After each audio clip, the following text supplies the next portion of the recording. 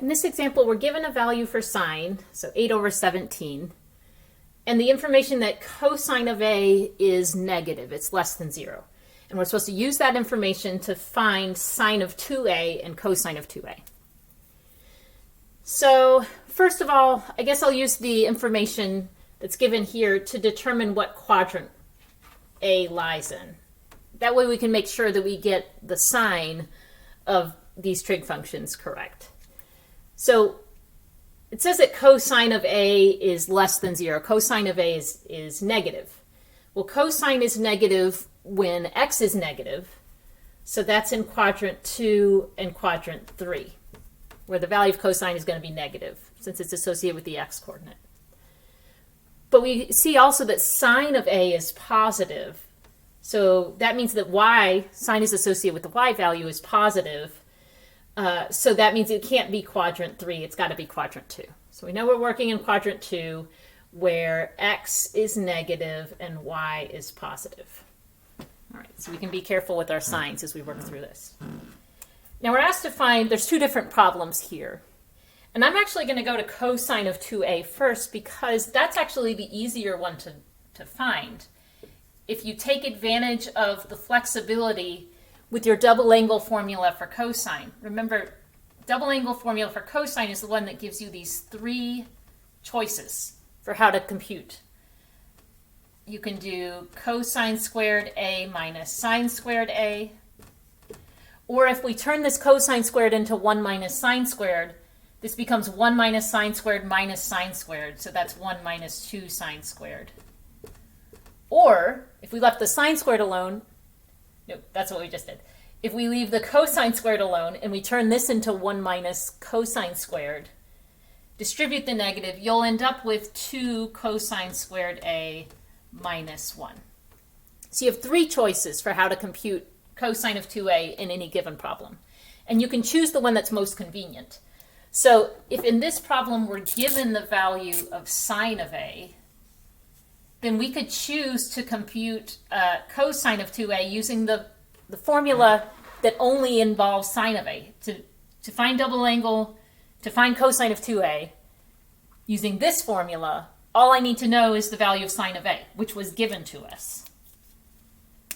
So that's going to be the best way to find cosine of 2A. 1 minus 2 times sine squared of A. So that's 1 minus 2 times the value of sine of A that we're given, squared. So that's 8 over 17. And now we just have to do the arithmetic. So this is 1 minus, I'll write this as 2 over 1 times, when you square a fraction, you just square the top and square the bottom. 17 squared is 289. And from here, I would get a common denominator, which is going to be 289. So we could express this 1 as 289 over 289. That's the same as 1. Minus, multiply straight across here. So 2 times 64, that's 128 over 289. And so now if you just subtract those numerators, 289 minus 128, let me see. I did jot that, 161. Yes, 161. And so that is our value for, that's our answer for cosine of 2A. So we're done with this. 161 over 289. Great.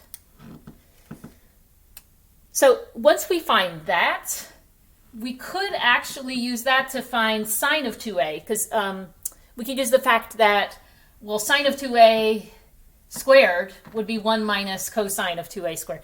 That's going to get a little bit, I think that might be a little hard to follow. So let me take a more direct approach here and say, choosing which color, sine of 2A. So you don't have choices as far as double angle formula for sine. There's just one version of this formula, and it's 2 times sine of A times cosine of A. Now notice, so we already have the value for sine of A. That's 8 over 17. So we just need to fill in the value for cosine of A. So we've got an unknown here. So I'll fall back on that XYR definition that I use in other example videos. I think I'm going to do my scratch work up here. I hope that doesn't bother you guys too much.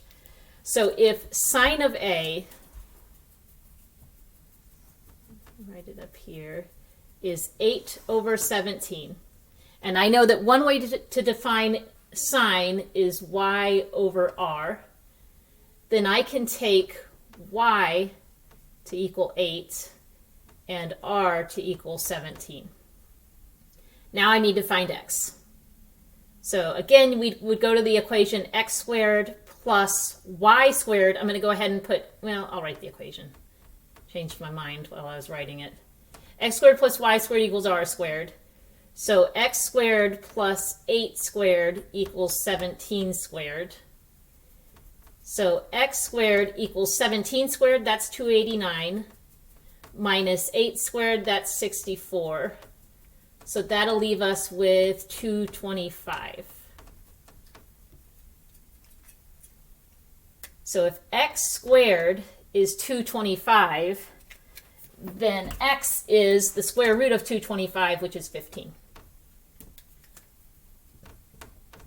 But wait a minute, so we plus or minus the square root of 225. Don't forget about your signs on these. So if we're in quadrant 2, x is negative, so I should take the negative root, negative 15 here.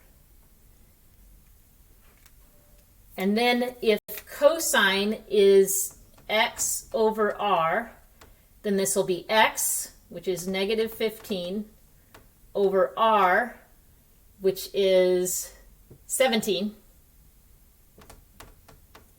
Then cosine is negative 15 over 17. And so now, again, we just do the computation. So if we have 16 times negative 15, what do we get? Negative 240. Over 17 times 17 is 289. So our value for sine of 2a is negative 240 over 289. And we've got that one done.